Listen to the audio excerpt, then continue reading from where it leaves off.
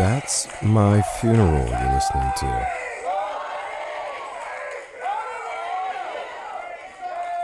Of course, it's not literally my funeral. Clearly, I'm talking to you right now, so I'm not dead. Yet.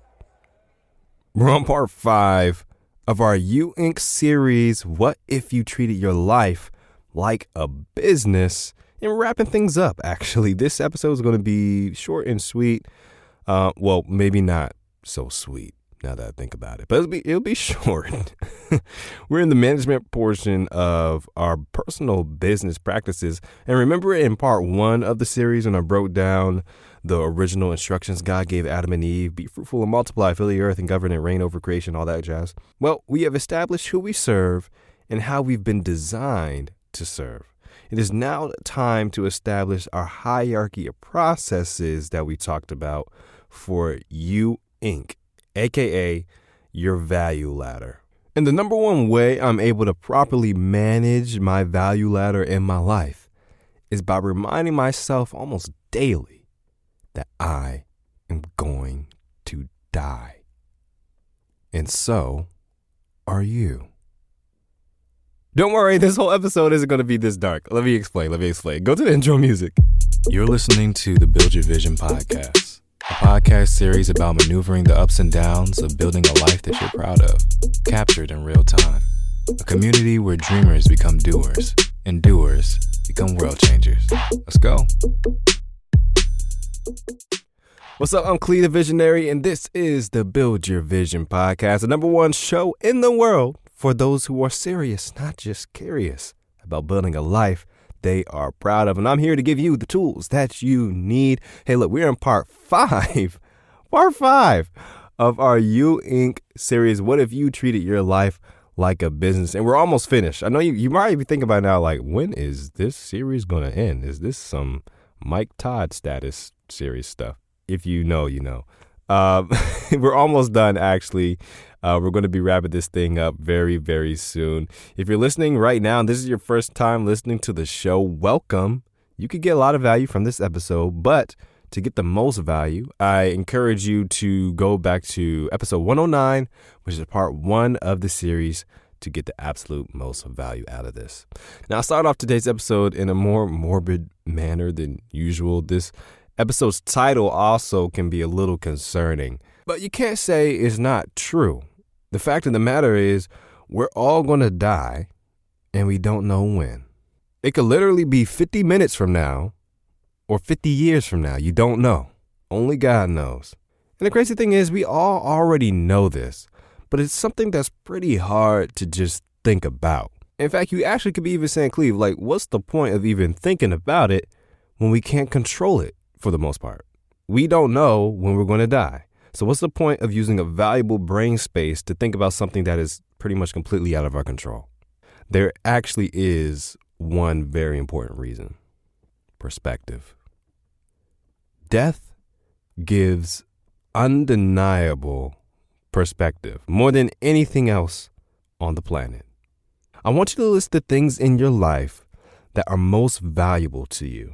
And I mean really valuable. A short list, so you can't be flippant with it. No basketball or fashion or your dog on the list. Well, I mean, maybe your dog.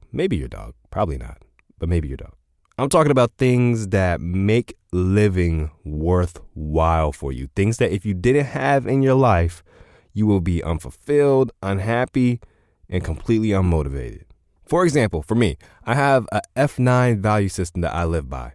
And honestly, I don't know why I call it an F9 value system, because all the things in it don't start with the letter F. I don't know why I say that, but there are 9 things on the list. That the 9 is accurate.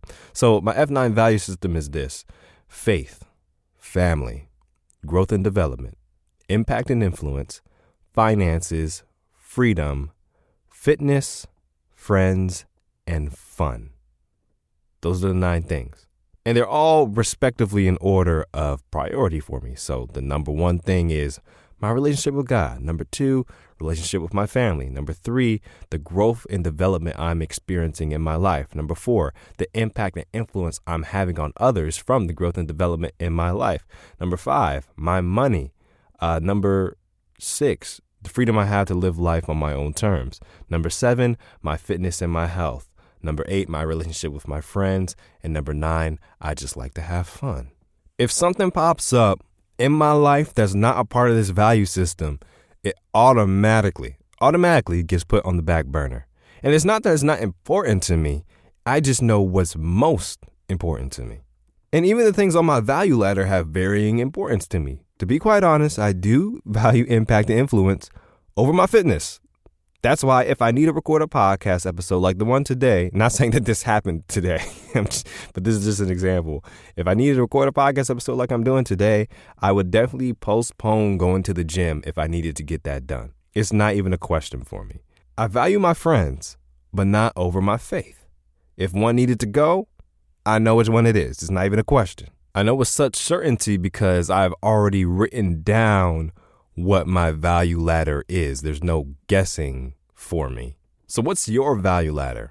Take some time to write it out today. I know you might be driving or working out or walking or something while you're listening to this, but when you get a chance, or even just do it in your phone right now while you're listening, type it in your notes app or something like that. What is your value ladder? Now, I always keep it 100 on this show, and I speak from what I actually do, like in my real life. And the reason why oftentimes we find ourselves feeling unhappy, depressed, unconfident is because of these very values in our lives. It's because there is a dissonance between what we want to value and what we actually value. What am I saying here? There is a difference between what our mouths say is most important to us and what our actions say is actually most important to us. Look, y'all, I cannot count the number of times I have said that God is the most important thing to me, but I prioritize my finances, my friendships, and having fun all before my faith. I'm just being open, honest, and transparent with you. I cannot count the amount of times that I have said I prioritize my family, but then have resented my family for impeding on the freedom I want to have at that certain point in time. I cannot count the amount of times that I've said I value fitness, but sit and watch TikToks instead of working out. And I cannot count the amount of times that I said I value my growth and development, but still participate in the same stupid bad habits that keep me stuck in cycles. Guys, it happens to me. I'm sure it happens to you at some points in time. There's a dissonance between what we say we value and what our actions say we value. And here's what happens when this dissonance happens on a consistent basis. It destroys our confidence. You want to be confident? The number one way to have confidence is to do what you say. Confidence gets broken when you can no longer trust yourself to even keep your own word. You can't even confide. That's where the word confidence comes from. You can't even confide in your own actions for assurance. So therefore, you're not confident in yourself. Now, there's a whole nother topic I could go into about Godfidence, which is a great one. Because a lot of our confidence can't come from ourselves because we are so flawed, but can come from our Creator who is perfect and come from Jesus Christ who is perfect. I'm not going to go down that rabbit hole today. Super duper practical today. And I'm about to share with you what the practical measure is that I'm about to tell you can incorporate into You Inc. today. The best way I've discovered to actually live out my value system is to remind myself each day that I am going to die.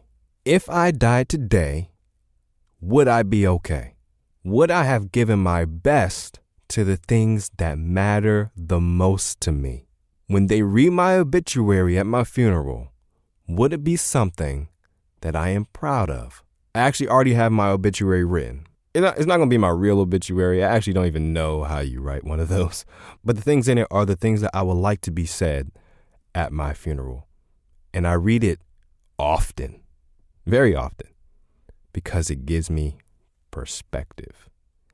A lot of times it snaps me back into reality because As a visionary, I get so lost in the future that I often neglect the priorities of the present.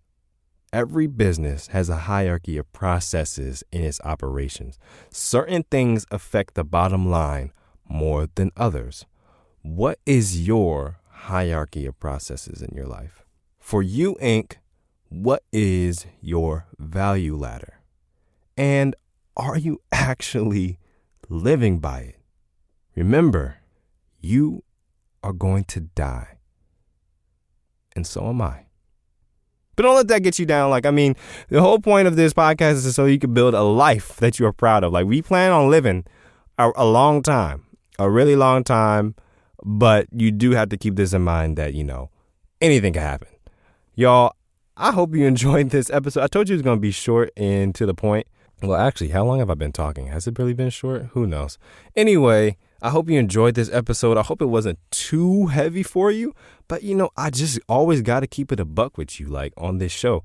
And this is something that has actually helped me immensely in my joy and happiness in life, is constantly reminding myself that I'm going to die.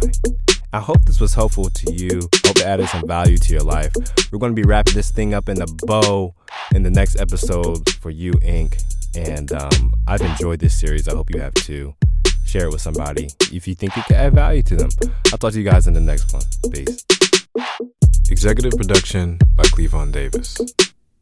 Music production by Cleavon Davis and Christian Hernandez. The Build Your Vision podcast is a product of Build Your Vision, LLC.